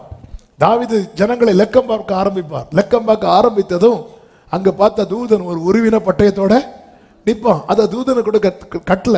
உடனே தாவீது, பரவாயில்ல அவர் என்ன வெட்டட்டும் அப்படி சொல்லிட்டு போகல. தாவீது உடனே எப்படி ஜெபம் பண்ணுவார் தெரியுமா? கர்த்தருடைய கையில் விழுவேனாக அப்படிங்கிறாரு. எதாவது அடிக்கணும்னா நீங்க அடிங்கிறாரு. சொல்லிட்டு அடுத்த வார்த்தை சொல்ற, அவருடைய இரக்கங்கள் அனாதியா இருக்கிறது. ஏன்னா இவனுக்கு இறங்க தெரியாது, இவனுக்கு இறக்க தான் தெரியும். கத்தி எடுத்துட்டாருன்னா விட்டு. எனவேதான் இந்த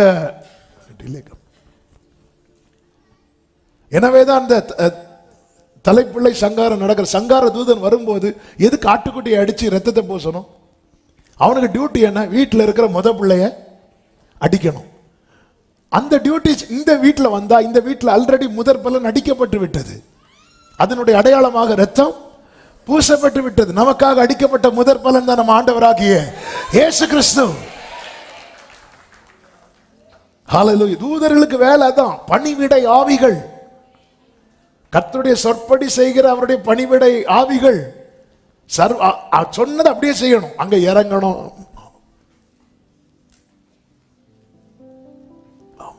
இரக்கமுள்ள கர்த்தர். எனவேதான் தூதன் தானியேல்கிட்ட வரார். சரி, நான் டாபிக் மாறி பேசிட்டு இருக்கிறேன்னு நினைக்கிறேன், அதை கிளியர் பண்றேன். எதுக்கு அந்த தூதனால இல்ல, தூதன் வெயிட் பண்றான் மீகாவேல் வர. ஏன்னா மீகாவேலுக்கு டியூட்டி தான் என்ன தெரியுமா? வெட்டுறது. ஸோ மீகாவேல் எனக்கு சப்போர்ட் பண்ணான்னு அந்த அதிகாரத்தில் நம்மளால பார்க்க முடியும். கர்த்தருக்கு மாத்திரம் மகிமை உண்டாவதாக. அப்போ தேவ பிள்ளைகளை சில காரியங்களுக்காக உட்கார்ந்து ஜெபிக்கணும், சோர்ந்து போகக்கூடாது. அதனாலதான் சோர்ந்து போகாம ஜெபிக்கிறதுக்கும் கர்த்தர் ஒரு உவமையை சொல்லுவார். சொல்லியிருக்கிறார்ல, லூக்கா சுவிசேஷம் 18வது அதிகாரம். இந்த இடத்துல நடந்தது என்ன தெரியுமா? கர்த்தர் வித்தியாசத்தை உண்டு பண்ணுகிறார். இவங்க அலங்கத்தை கட்ட ஆரம்பிக்கும் போது சன்பலாத்தும் தொபியாவும் போன்றவர்கள் எதிர் டீம்ல இருந்து அதை எப்படியாவது முடக்க வேண்டும் என்று பார்த்தார்கள். அதில் அவர்கள் சொன்ன ஒரு வார்த்தை உண்டு. என்ன வார்த்தை தெரியுமா? 4வது அதிகாரம் அதனுடைய 2வது வசனத்துல, அந்த அற்பமான யூதர் செய்கிறது என்ன? அவர்களுக்கு இடம் கொடுக்கப்படுமோ? பலியிடுவார்களோ? ஒரு நாளிலே முடித்து போடுவார்களோ? அடுத்த வார்த்தையை பாருங்க. சுட்டரித்து போடப்பட்டு மண்மேடுகளான கற்களுக்கு உயிர் கொடுப்பார்களோ என்று சொன்னார். சுட்டரித்து போடப்பட்டு மண்மேடுகளான கற்கள். இதுல சுட்டரித்து போடப்பட்டதுப்பா. இதுக்கு நீ இவங்க வந்து உயிர் கொடுப்பாங்களா? உயிர் கொடுக்கப்பட்டதல்லவா? அலங்கம் 52 நாளைக்குள்ளே கட்டி முடிக்கப்பட்டதல்லவா? நீ அழுறது, நீ துக்கப்பட்டது, நீ மண்டாடினது, நீ உபவாசித்தது வீண் போகாது சகோதரா, வீண் போகாது சகோதரி. இன்னைக்கு அநேக சன்பலாத்து தோபியாக்களும் இப்படிதான் பார்த்து கொண்டிருக்கிறார்கள். சுட்டரித்து போடப்பட்ட கற்களுக்கு உயிர் கொடுப்பாங்களா? இந்த அலங்கை கட்டி முடிக்கப்படுமா? இவன் ஜெபத்தில் இதெல்லாம் சாத்தியமாகுமா? பரலோகத்தின் தேவன் இவன் விசுவாசத்தில் இதெல்லாம் நடக்குமா? சுட்டரித்து, இது சுட்டரித்து போடப்பட்டது. இந்த சாப்டரை நாங்க க்ளோஸ் பண்ணிட்டோம். உன் காது கேட்க இந்த வார்த்தைகள் வரும். இது நீ நடக்க சாத்தியமே இல்லை, இது நீ நடப்பதற்கு வாய்ப்பே இல்லை. சுட்டரித்து போடப்பட்ட கற்கள். வாழ்க்கையில் இப்படிப்பட்ட நிலையில நீங்க பாதத்தில் அமர்ந்து பாருங்கள். கர்த்தர் அந்த வித்தியாசத்தை காண்பிப்பார். இடிக்க சத்துரு எடுக்கிற நாளை விட கட்டுகிற நாள். ஆமா, என் வாழ்வை இடிக்கும் சத்துருவை காட்டிலும் என் வாழ்வை கட்டும் தேவன். என் வாழ்வை இடிக்கும் சத்துருவை காட்டிலும் என் வாழ்வை கட்டும் தேவன். சத்துரு இடிக்க எடுத்திட்ட காலத்திலும் வேகமா என்னை கட்டுவிப்பா. சத்துரு சலமகரதனர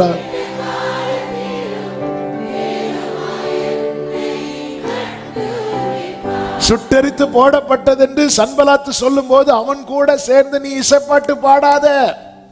ஆமா, அது சுட்டரித்து போடப்பட்டதுதான். இனி இது வாய்ப்பு அப்படி சொல்லிராத. அவன் சொல்லி கொண்டுதான் இருப்பான். ஆனா உன் கண்களை ஏறெடுத்து பார். நீ எங்கே அமர்ந்திருக்கிறாய்? தேவை, அது நல்ல பங்கு. ஆண்டவர் சமூகத்தில் அழணுமா? சமூகத்தில் போய் உட்கார்ந்து அழுங்க. எந்த மனுஷன் முன்னாடியும் அழாதீங்க. தன் முகம் ராஜாவுக்கு முன்பாய் வாடலாய் இருக்கக்கூடாதுன்னு ட்ரை பண்ணா, ஆனா வாடலா வந்துட்டு. கர்த்தர் சிலருக்கு முன்னாடி நம்ம முகத்தை அப்படிதான் வைப்பார். அப்படி வைக்கிறதுனால நமக்கு தயவு கிடைக்கும். அதுக்காக எல்லாருக்கும் முன்னாடி போயிருந்துட்டு அப்படி இருக்காதீங்க, அடிதான் கிடைக்கும். ஆமே, உள்ளம் அப்படி குமுறுது. இத்தனைக்கு ஜோம் பண்ணிட்டு தான் வராரு. சில நேரத்தில் பாருங்க, ஜோம் பண்ணிட்டு வந்தாலும் நமக்கு உள்ளம் என்ன பண்ணிட்டு இருக்குன்னு தெரியுமா? அழுதுட்டே இருக்கும். அன்னாள் சில காரியத்துக்காக ஜோம் பண்ணிட்டு வந்ததும் நம்முடைய அன்னாள் அதன் பிறகு துக்கமுகமாய் சில காரியத்துக்காக எவ்வளவு ஜெபம் பண்ணதுக்கு அப்புறம் உள்ளம் அழுதுட்டு தான் இருக்கும். அந்த அழுகையினால உங்களுக்கு தயவு கிடைக்கும். ஆமென் சொல்லுங்க பார்க்கலாம். ஆண்டவர், நான் இவ்வளவு ஜெபம் பண்ணதுக்கு அப்புறம் இன்னும் நான் அழுதுட்டு தானே இருக்கிறேன். கர்த்தர் சொல்லுகிற வார்த்தையை கேளுங்கள். அதனால உங்களுக்கு ராஜாவின் தயை கிடைக்கும். நல்ல கைகளை தட்டி. மூன்றாவது, வலி செலுத்தி கொண்டிரு. வலி செலுத்தி கொண்டு நேரம் போறதுனால குயிக்கா நான் சொல்லி முடிக்கிறேன். நமக்கு தெரியும் எண்ணாகமம் 17வது அதிகாரத்தில் அங்கே கர்த்தர் ஒரு வித்தியாசத்தை உண்டு பண்ணுகிறார். என்ன வித்தியாசம் தெரியுமா? ஆரோனுடைய கோலை துளிர்க்க பண்ணி மற்றவர்களுக்கும் ஆரோனுக்கும் கர்த்தர் ஒரு வித்தியாசத்தை உண்டு பண்ணுகிறார். இதை கர்த்தர் செய்வதற்கான காரணம் உண்டு. அந்த காரணம் 16வது அதிகாரத்தில் சொல்லப்பட்டிருக்கிறது. எல்லாரும் மோசேக்கும் ஆரோனுக்கும் விரோதமாய் முறுமுறுக்க ஆரம்பிச்சிருவாங்க. மோசையை கூட விட்டுருவாங்க, ஆரோன் எல்லாம் விட மாட்டாங்க. நம்ம எல்லாம் ஆரோன் அவ்வளோ கஷ்டப்பட்டார். அதனால தான் அவர் கண்டுக்குட்டியை செய்ததுக்கு காரணம் என்ன தெரியுமா? ஜனங்களுடைய டார்ச்சர். இந்த ஆரோனை பாருங்க, உண்மையிலே மோசே நேம் தான் வெளியே வந்துட்டே இருக்குது. ஆரோன் பேர்லாம் ரொம்ப அடிபடும். ஆனால் தேவன் அவனை தெரிந்தெடுத்தார். ஆரோனை போல் அழைக்கப்பட்டால் ஒளி என்று பைபிள்ல இருக்கிறது. கர்த்தர் எல்லாவற்றையும், அழைக்கப்பட்டவன் நிந்திக்கப்படுவது, அழைக்கப்பட்டவன் அவமானப்படுத்தப்படுவது, அழைக்கப்பட்டவன் ஒதுக்கப்படுவது எல்லாவற்றையும் பார்த்து விட்டு கர்த்தர் எப்பவுமே சும்மா இருப்பார் நினைக்காதீங்க. ஒரு நாளை கர்த்தர் அவர்களுக்காக வைத்திருக்கிறார். இங்க என்னாச்சுன்னா, ஏன் இவங்க மட்டும் தான் பலி செலுத்துவாங்களோ, நாங்க செலுத்தக்கூடாதுன்னு கோராக் உட்பட ஒரு கூட்டத்தார் எழும்பிட்டாங்க. இந்த ஆரோன் ஜனங்களுக்காக நிற்கிறான், கர்த்தருடைய சமூகத்தில் நிற்கிறான், அவ்வளோ பலி செலுத்துறான், அவ்வளோ டெடிகேஷனோட நிறைய காரியத்தை செய்யறான். அப்படியே அவனை தட்டி விடுறாங்க. இதனால தேவ கோபம் உண்டு. கர்த்தர் அடித்தார் என்று பைபிள்ல இருக்கு. வாதை எழும்புது, பூமி பிளந்தது, அக்கினி பட்சித்தது, வாதை தொடங்குது. உண்மையிலே ஆரோன் என்ன பண்ணிருக்கலாம் தெரியுமா? இனி இந்த ஜனங்களுக்காக நல்லா ஜெபம் பண்ண வேண்டிய, பல நேரத்தில் பாருங்க நம்ம குடும்பத்துக்காக உத்தரவாதம் எடுத்து ஜெபம் பண்ணுவோம், நம்மளை அப்படியே ஓரம் கட்டுவாங்க பாருங்க, நம்மளை ஒதுக்குவாங்க பாருங்க, நம்மளை அப்படி தனியாவே விட்டுருவாங்க. அந்த நேரத்தில் நமக்கு என்ன தோணும் தெரியுமா? இனி இவங்களுக்காக ஜெபம் பண்ணி இல்ல. இதுதான் கர்த்தர் சொல்லுகிறார், நீ பலி செலுத்துறதை விட்டுறாத. இப்போ ஜனங்களுக்குள்ளே வாதை தொடங்கின போது மோசே ஆரோனை எப்படி பார்க்கிறான்? ஆரோனை பார்த்து சொல்லுகிறார். 16வது அதிகாரம் 46வது வசனத்துல மோசே ஆரோனை நோக்கி, நீ தூப கலசத்தை எடுத்து பலிபீடத்தில் இருக்கிற அக்கினியை அதில் போட்டு, அது அர்த்தம் என்ன தெரியுமா? இதுக்கு முன்னாடி இவர் தான் இதை செஞ்சுட்டே இருந்தார். அந்த டியூட்டியை நீ ஸ்டாப் பண்ணிடாத, உன் ஜெபத்தை நீ விட்டுறாத. உன் புருஷனுக்காக, உன் மனைவிக்காக, பிள்ளைகளுக்காக, உன் குடும்பத்தின் ஆசீர்வாதத்துக்காக, குடும்பத்தின் ரட்சிப்புக்காக, உன் உறவுகளின் ரட்சிப்புக்காக அந்த அக்கினியை போட்டு நீ பண்ணிட்டு இருந்திய ஸ்டாப் பண்ணிடாத. உன் ஜெபத்தை தடுக்கிறது மாதிரி பேசுறவங்க வாழ்றது கூட உன் ஜெபத்தினாலதான். ஸ்டாப் பண்ணிடாத. நீ போய் பலிபீடத்தில் இருக்கிற அக்கினியை அதில் போட்டு அதன் மேல் தூப வர்க்கம் இட்டு சீக்கிரமாய் சபையினிடத்தில் போய் அவர்களுக்காக பாவ நிவர்த்தி செய். கர்த்தருடைய சந்நிதியில் இருந்து கடும் கோபம் புறப்பட்டது, வாதை தொடங்கிட்டு என்றான். உடனே ஆரோன், நான்லாம் இனி போக மாட்டேன்.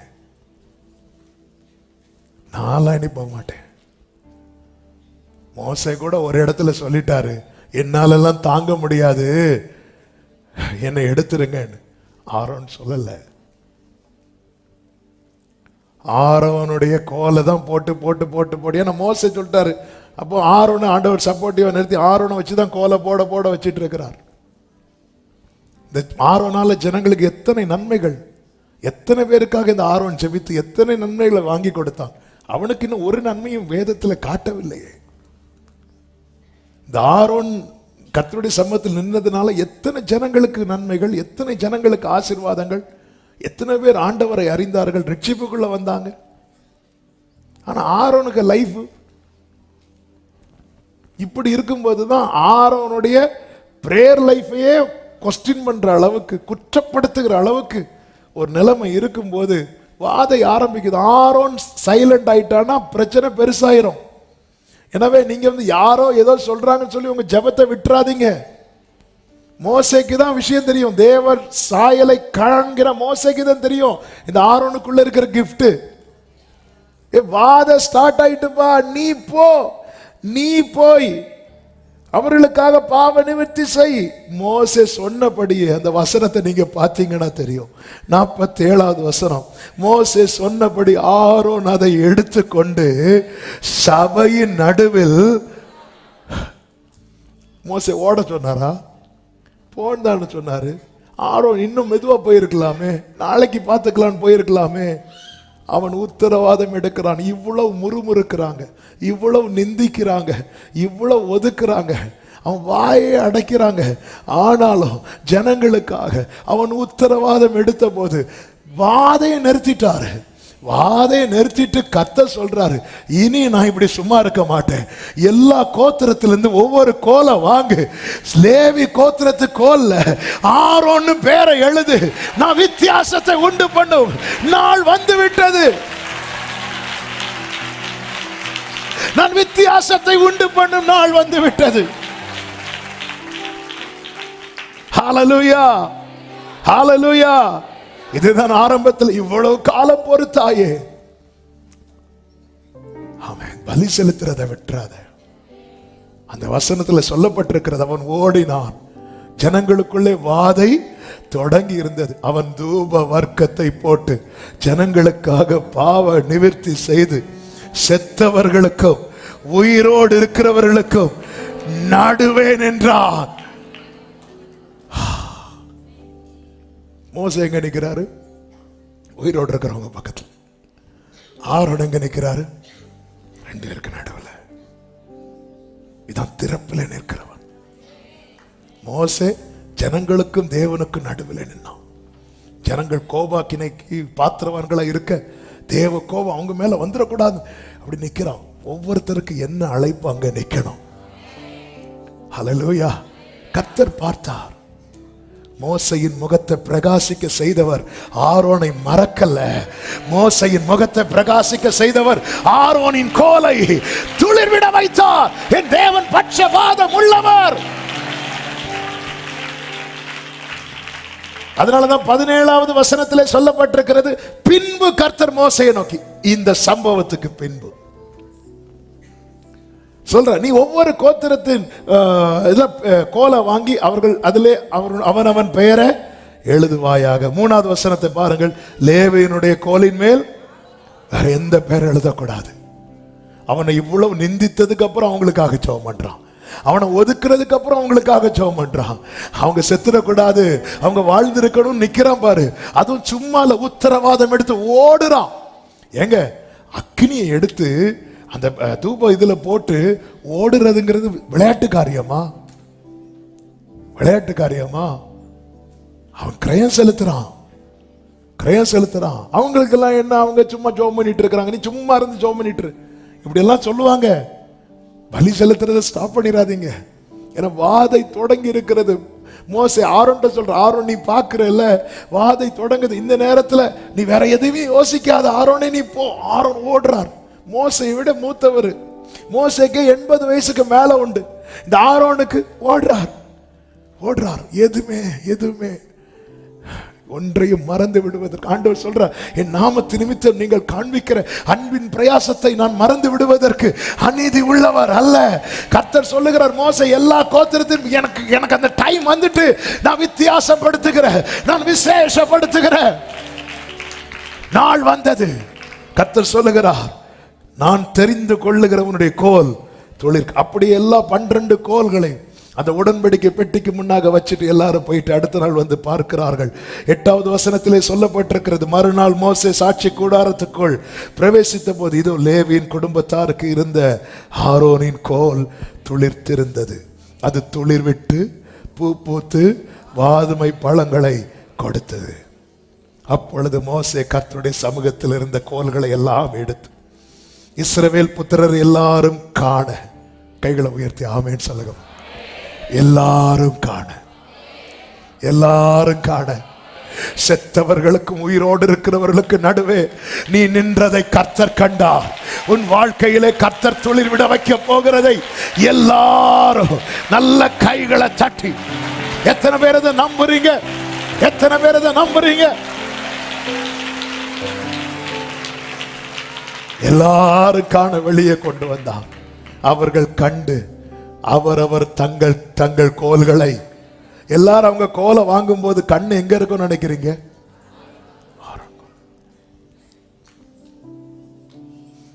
ஆகாது என்று தள்ளின கல்லை.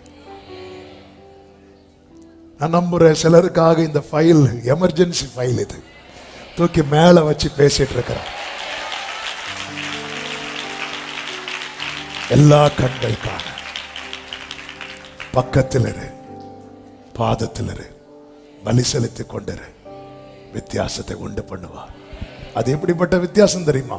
விசேஷப்படுத்தி விசேஷப்படுத்தி சொல்லிட்டு, இந்த வார்த்தையை சொல்லி செவிக்கிறேன். சொல்லிட்டு என்ன சொல்றா தெரியுமா? இந்த முறுமுறுப்பை ஒளிய பண்ணுவேன். முறுமுறுப்பை. 10வது வசனத்தை பாருங்கள். அப்பொழுது கர்த்தர் மோசேயை நோக்கி, ஆரோனின் கோல் அந்த கலகக்காரருக்கு விரோதமாய் அடையாளமாகும் பொருட்டு அதை திரும்பவும் சாட்சி பெட்டிக்கு முன்னே கொண்டு போய், அது முன்னாடி இருக்கணும். இப்படி அவர்கள் எனக்கு விரோதமாய் முறுமுறுப்பதை ஒளிய பண்ணுவாய். அப்பொழுது அவர்கள், இப்போ பாருங்க, ஆரோன் கோலை துளிர்விட பண்ணினதும் எதற்காக தெரியுமா? ஜனங்க வாழ்வுக்காக. அவங்க சாக மாட்டாங்க, அப்படிதான் சொல்றாரு. கர்த்தர் வித்தியாசப்படுத்துறது இன்னொருத்தங்களை அழிக்கிறதுக்கு இல்ல, நம்மளை கர்த்தர் உயர்த்தி வைத்து அநேகரை மீட்கும்படிக்கு இந்த சாட்சி பெட்டிக்கு முன்பாகவே. அதன் அர்த்தம் என்ன தெரியுமா? இந்த கோலை பார்க்கிறவன் இந்த பெட்டியை பார்க்கணும், இந்த பெட்டியை பார்க்கிறவன் இதை பிரிச்சு பார்க்க கூடாது. இந்த ஆரோன் இவ்வளவு காலம் அப்படித்தான் என்றான். நம்மள மோசையின் முகம் பிரகாசித்ததை மட்டும்தான் பார்க்கிறோம். கர்த்தர் சொல்றார், இல்ல, நான் ஆரோனுடைய கோலையும் துளிர் விட பண்ணுவேன். லேவியின் கோத்திரத்தில் பிறந்தவர்களில் மோசை உண்டுல்ல? மோசை உண்டுல்ல? மோசையின் பேர் எழுதியிருக்கலாமே. பிரயாசத்துக்கு பலன் உண்டு. கர்த்தர் விசேஷப்படுத்துவார். நீ அவ்வளவு ஒதுக்குனதுக்கு அப்புறம் உனக்காக ஓடி போறான். உனக்கு ஒரு கஷ்டம்னா போய் பாதத்துல விழுறான்.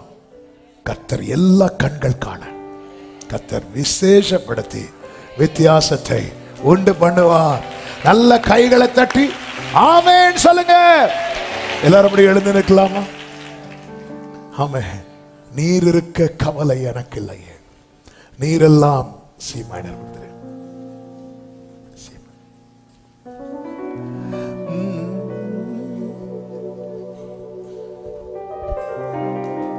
நீர் இருக்க கவலை எனக்கில்லை, நீரெல்லாம் பார்த்து கொள்வீரே.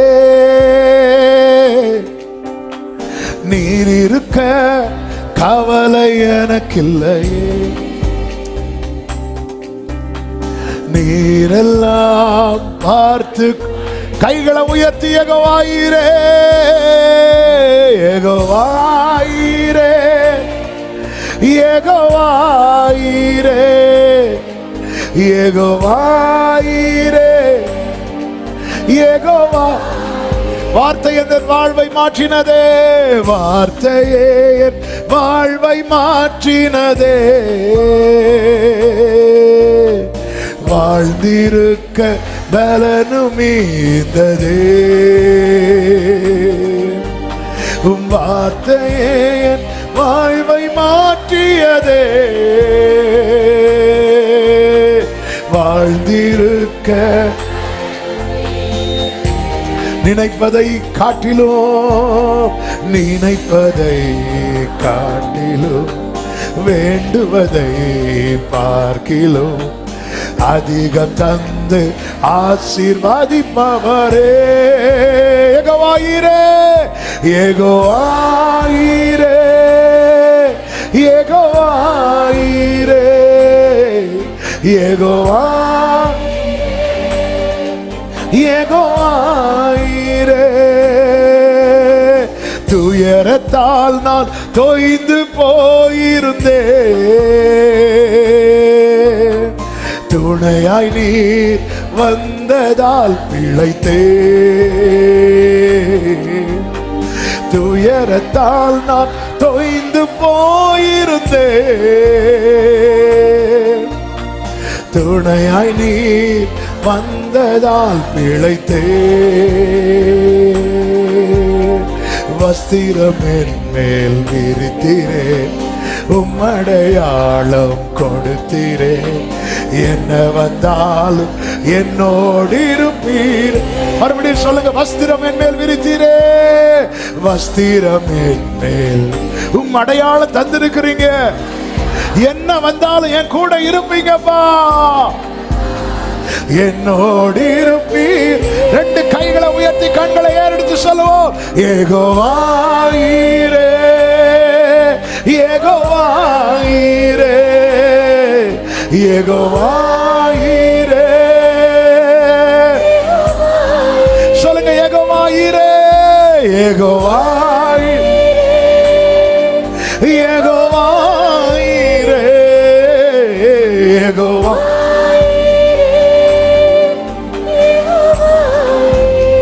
ரெண்டு கைகளை உயர்த்தி 2 நிமிஷம் ஜெபம் பண்ண போறோம். ஹல்லேலூயா. விசேஷப்படுத்தி வித்தியாசத்தை உண்டு பண்ணும். விசேஷப்படுத்தி நீங்க ஆண்டவருடைய மாஸ்டர் பீஸ் அப்படிங்கறத எல்லாரும் பார்க்க போறாங்க. அப்படியே கைகளை உயர்த்தி ஆண்டவர் சொல்ல, பக்கத்திலே இரு. வேற யார்ட்ட பெர்மிஷன் கேட்காத அலோவ் பண்ண மாட்டாங்க. போயிராத, பக்கத்தில் ஏறு, பாதத்தில் ஏறு, பலி செலுத்தி கொண்டே இரு. தெரியும் தெரியும், ஆனாலும் வாத நிறுத்தணும்னா வாஞ்சம் தான். செத்தவர்களுக்கும் உயிரோடு இருக்கிறவர்களுக்கு நடுவில் நிக்க வச்சுட்டாரா? நடுவில் நிக்க வச்சுட்டார். என்ன இப்படி கொண்டு நடுவில் நிக்க வச்சுட்டீங்க. நான் ஒரு வித்தியாசத்தை உண்டு பண்ணுவேன். உன் கோல் துளிர் விடுவதை எல்லா கண்களும் காணும், எல்லா கண்களும் காணும்.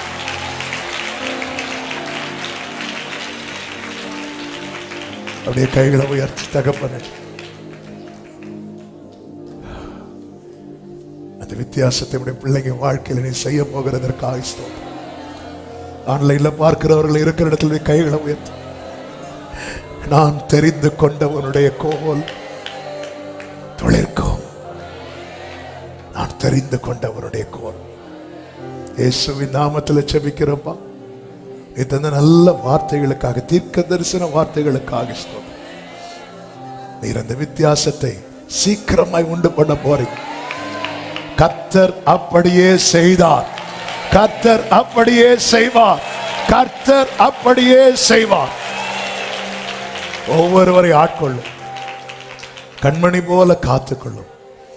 உம்மை விட்டு தூரம் போயிடக்கூடாது. பக்கத்துல பாதத்துல பலி செலுத்தி கொண்டிருக்கிற நிலையில எங்களை தொடர பண்ணும். சமாதானத்தோடு அனுப்பி சாட்சியாய் கொண்டு வரும். எல்லா மகிமை கனம் துதி ஸ்தோத்திரங்கள் ஒருவருக்கே செலுத்துகிறோம். இரட்சகர் இயேசு கிறிஸ்துவின் நாமத்தில் பிதாவே, ஆமென். சேர்ந்து சொல்வோம், என் ஆத்துமாவே கர்த்தரை ஸ்தோத்திரி, முழுவதுமே அவருடைய பரிசுத்த நாமத்தை ஸ்தோத்திரி. என் ஆத்துமாவே கர்த்தரை ஸ்தோத்திரி, கர்த்தர் செய்த சகல உபகாரங்களை மறவாதே. ஆமென். நம்முடைய கர்த்தராகிய இயேசு கிறிஸ்துவின் கிருபையும் பிதாவாகிய தேவனுடைய அன்பும் பரிசுத்த ஆவியானவருடைய ஐக்கியமும் சிநேகமும் பாதுகாவலும் நம் அனைவரோடும் எல்லா பரிசுத்தவான்களோடு கூட கர்த்தருடைய வருகை மட்டும் தங்கி இருப்பதாக. ஆமென். ஹல்லேலூயா. God bless you. கர்த்தர் உங்களை ஆசீர்வதிப்பாராக.